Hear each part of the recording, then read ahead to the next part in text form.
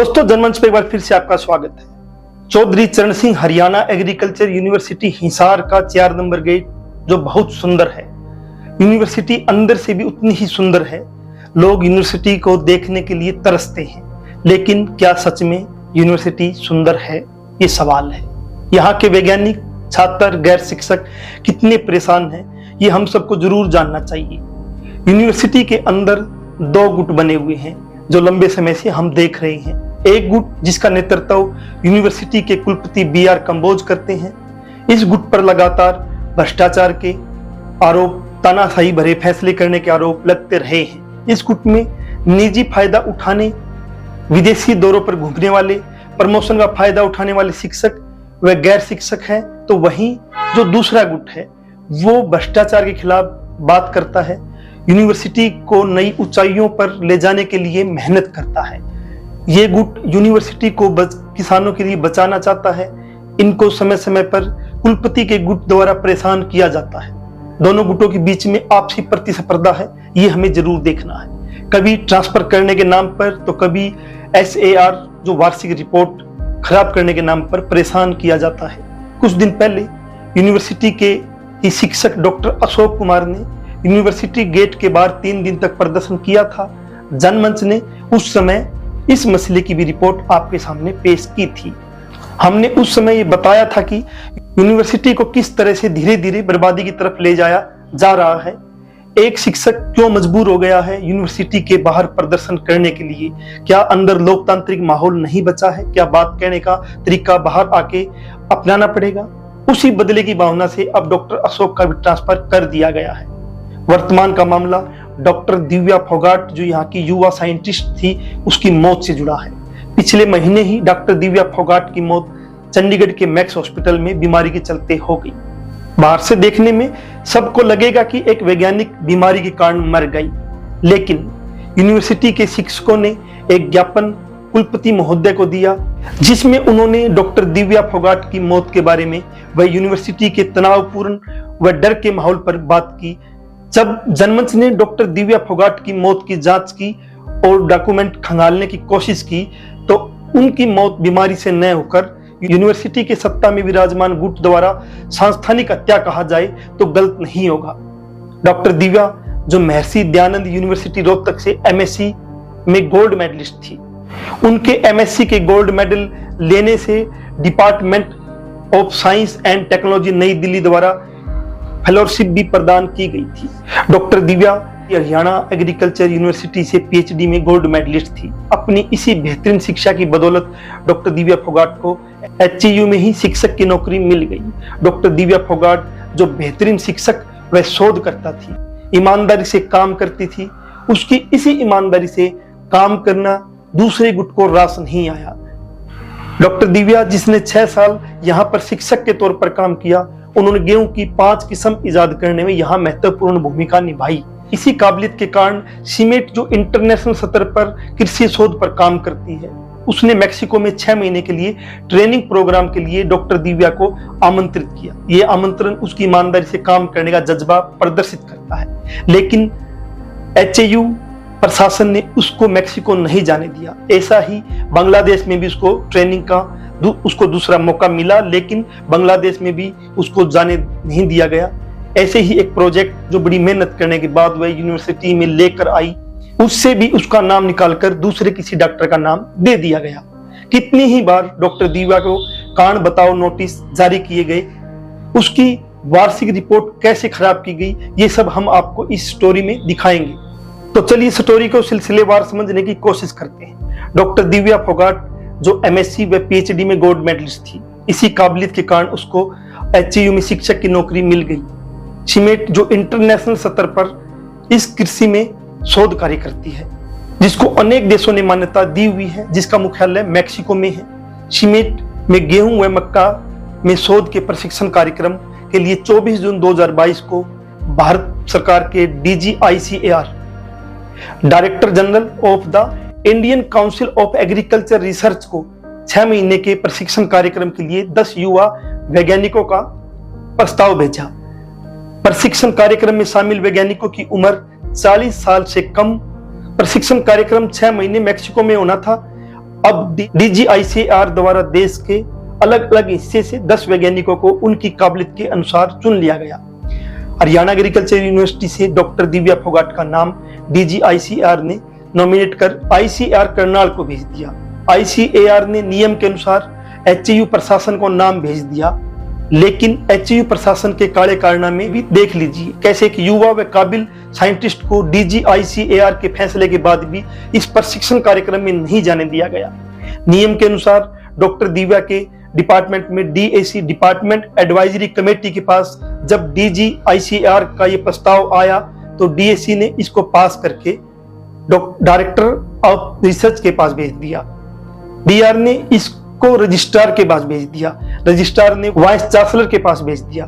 नियम के अनुसार अब वाइस चांसलर द्वारा अपनी यूनिवर्सिटी की तरफ से डॉक्टर दिव्या का नाम वापस ICAR को करनाल को भेजना था, ताकि डॉक्टर दिव्या इस प्रशिक्षण कार्यक्रम में शामिल हो सके। लेकिन वाइस चांसलर, जो डॉक्टर दिव्या की ईमानदारी व काबिलियत से नफरत करता था, उसने ICAR करनाल को वापस जो पत्र भेजा वो चौंकाने वाला था।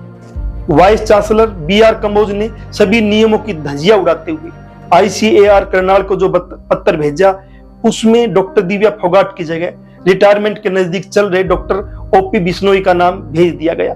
VC के इस कारनामे से एक बार तो ICAR भी चौंक गया।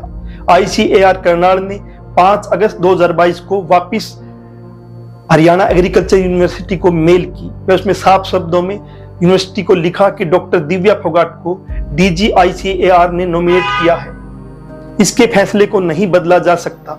इस प्रशिक्षण कार्यक्रम में आपकी यूनिवर्सिटी की तरफ से युवा व फीमेल वैज्ञानिक होना अनिवार्य है।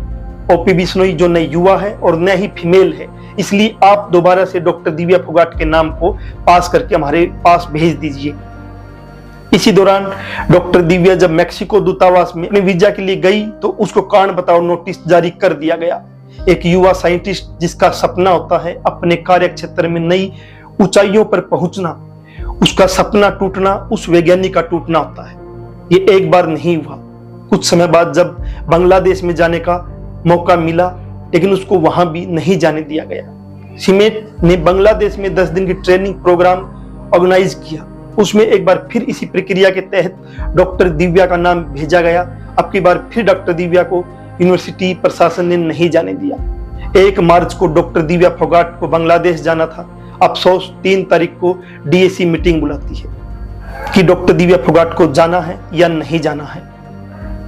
आप अंदाजा लगा सकते हैं कि एशिया की सबसे बड़ी यूनिवर्सिटी होने का दावा करने वाली यूनिवर्सिटी चौधरी चरण सिंह हरियाणा एग्रीकल्चर यूनिवर्सिटी हिसार अपने वैज्ञानिकों के साथ ऐसा सलूक कर रही है। डॉक्टर दिव्या फोगाट ने फिर भी हार नहीं मानी। डॉक्टर दिव्या फोगाट और डॉक्टर विक्रम सिंह कालीरामन अपनी मेहनत के दम पर एक project IIWBR wind and barley Karnal से गेहूं व मक्का परिशोध के लिए अपनी यूनिवर्सिटी में एक प्रोजेक्ट लाने के लिए वह बहुत ज्यादा मेहनत करते हैं।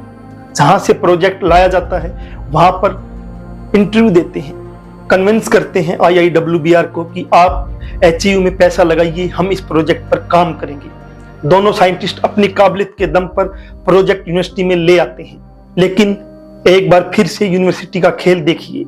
कुलपति महोदय या यूनिवर्सिटी प्रशासन उस प्रोजेक्ट से डॉक्टर दिव्या को बाहर कर देते हैं और प्रोजेक्ट हेड के तौर पर डॉक्टर OP बिश्नोई का नाम उसमें डाल देते हैं और डॉक्टर विक्रम सिंह को जूनियर बना देते हैं। इसके साथ में ही डॉक्टर रेणु मुंजाल जो विदेशों में अक्सर दौरों पे रहती है, उनको भी इस प्रोजेक्ट में घुसा देते हैं। प्रोजेक्ट में मेहनत किसने की और प्रोजेक्ट किसको दे दिया गया, ये जरूर देखना चाहिए। प्रोजेक्ट से बाहर करने के खिलाफ 2 बार उन्होंने डायरेक्टर ऑफ रिसर्च को शिकायत भी की।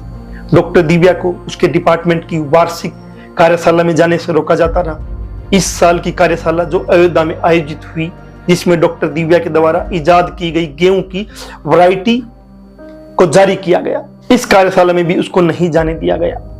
जब डॉक्टर दिव्या इस नाइंसाफी के बारे में डीन से बात करती है तो डीन उनको कहता है कि ये सब वाइस चांसलर के सतर से हो रहा है, उसके हाथ में कुछ भी नहीं है। इतनी नाइंसाफी के बाद भी वाइस चांसलर महोदय के कलेजे को ठंडक नहीं मिली।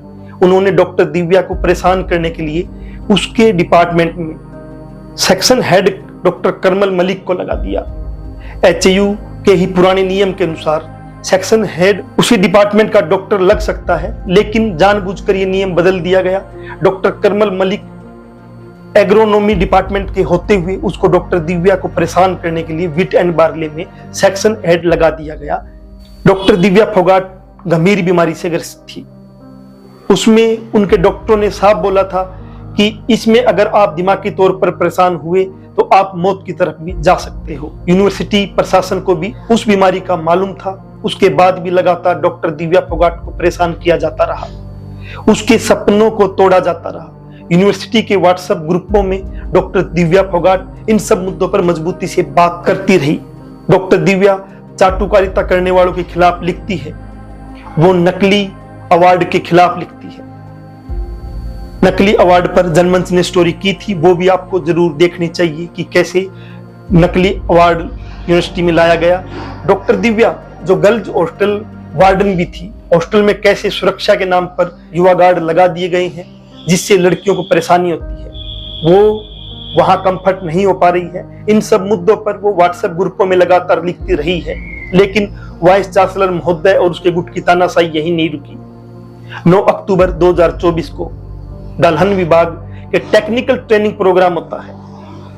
डॉक्टर करमल मलिक डॉक्टर दिव्या की ड्यूटी उस कार्यक्रम में लगाते हैं। कार्यक्रम का समय सुबह 9:30 से 12 बजे तक है।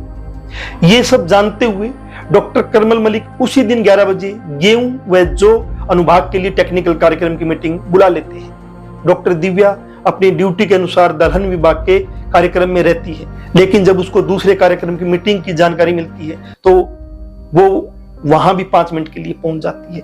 मीटिंग में डॉक्टर करमल मलिक उसको नहीं मिलते हैं। अब अगले दिन डॉक्टर करमल मलिक जानबूझकर डॉक्टर दिव्या को कारण बताओ नोटिस भेज देते हैं कि वो मीटिंग सिर्फ 2 से 3 मिनट के लिए ही क्यों पहुंची, जबकि डॉक्टर मलिक जानते थे कि डॉक्टर दिव्या फोगाट की खुद उसी ने ड्यूटी दूसरे कार्यक्रम में लगाई है। Doctor Divya Phogat director research को पत्र लिखती है, जिसमें वो साफ डॉक्टर करमल मलिक पर मानसिक उत्पीड़न करने का गंभीर आरोप लगाती है।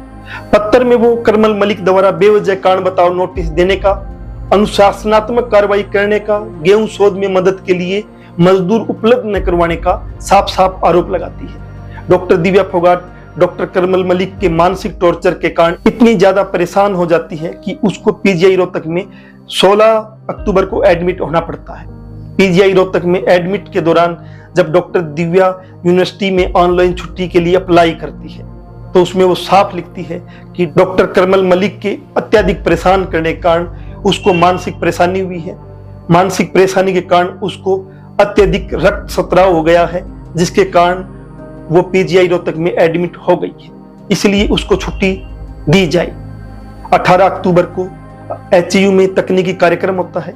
डॉक्टर दिव्या इस डर से कि अगर वो शामिल नहीं हुई तो फिर करमल मलिक उसको कारण बताओ नोटिस जारी करेगा, वो बीमार होते हुए भी उस कार्यक्रम में पहुंचती है। मानसिक तनाव बढ़ता जा रहा था। मानसिक तनाव के कारण डॉक्टर दिव्या मौत के करीब जा रही थी, लेकिन तानाशाह को थोड़ा सा भी रहम उस मासूम पर नहीं आया। आखिरी समय उसकी बहन ने उसको मैक्स हॉस्पिटल चंडीगढ़ में एडमिट करवा दिया, लेकिन अफसोस गोल्ड मेडलिस्ट होनहार डॉक्टर दिव्या फोगाट नहीं रही। उसकी जान नहीं बचाई जा सकी। भेड़ियों के झुंड उस अकेली लड़की का शिकार करने में कामयाब हो गई। 27 अक्टूबर को डॉक्टर दिव्या की मौत हो गई। लेकिन इससे भी बड़ा अफसोस एचयू में पढ़ने व पढ़ाने वाले छात्रों, शिक्षकों या गैर शिक्षकों पर है, जो डॉक्टर दिव्या फोगाट की मौत पर चुप्पी साधे हुए हैं। उससे भी ज्यादा अफसोस परिवार व सिविल सोसाइटी पर है, जो डॉक्टर दिव्या फोगाट की सांस्थानिक हत्या करने वाली सलाखों के पीछे नहीं है।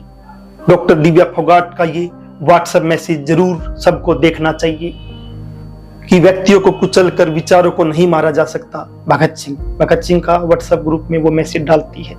ऐसे ही एक मैसेज में वो लिखती है कि रावण का होगा अंत। आज की रिपोर्ट के आखिरी में उसका मैसेज उनके लिए जिन्होंने उसके जीने की आजादी छीन ली, उनके लिए जरूर ये मैसेज देखना चाहिए। क्या गीता पाठ करवाने से कुकर्म धुल जाएंगे, ये अपने विरोधियों के लिए वो लिखती है। दोस्तों, जनमंच एक बार फिर से हाजिर होगा एक नई रिपोर्ट के साथ। तब तक के लिए शुक्रिया।